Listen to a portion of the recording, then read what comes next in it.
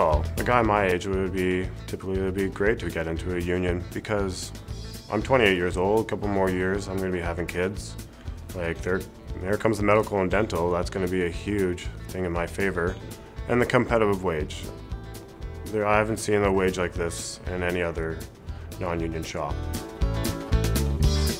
Unfortunately, without a collective agreement in place, you're basically as good as your last job or the job that you're doing right now.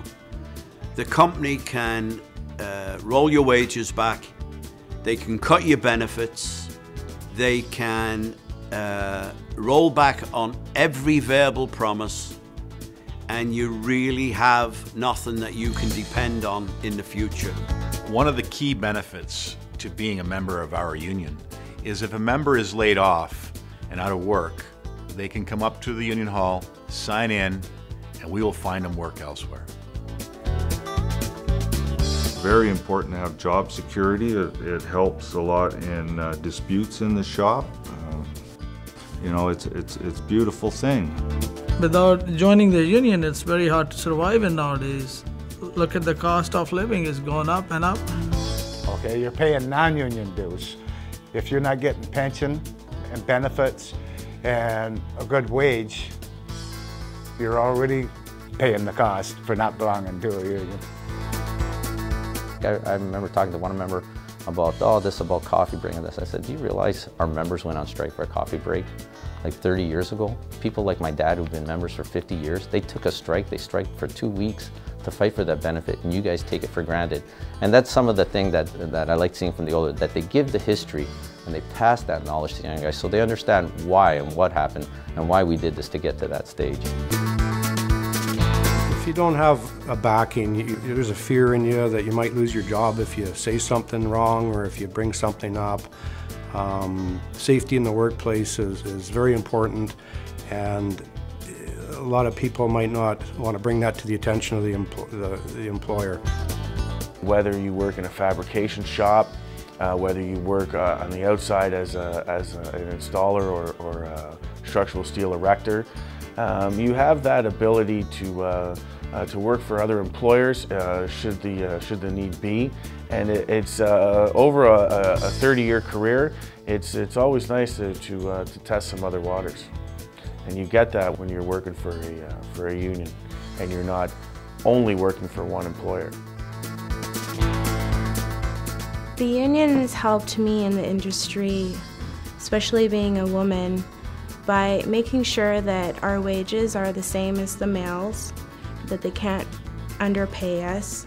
We get treated the same, and we basically feel more comfortable while we're at work.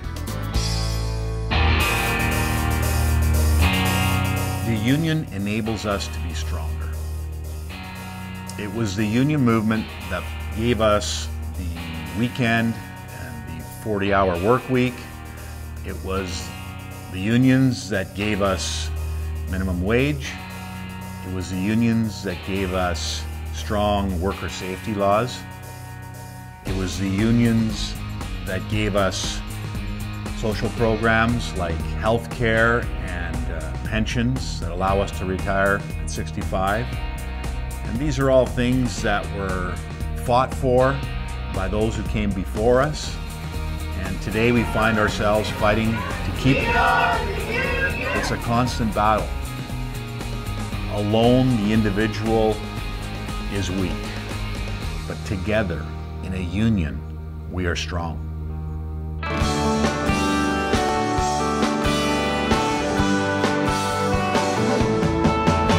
My daddy used to point them out to me whenever we were taking a drive. He'd say, son, there's another one, the way Ironworkers done. Makes you proud just to be alive. And I'd swell up with pride at the sight of it all. How in the world could they build them so tall? And what kind of men were these ironworkers who built such a world big enough for us all? They were built like my dad, giant and true. They'd gleam in the sun in a deep sky blue. They'd span across rivers and reshape the world. But Dad always made sure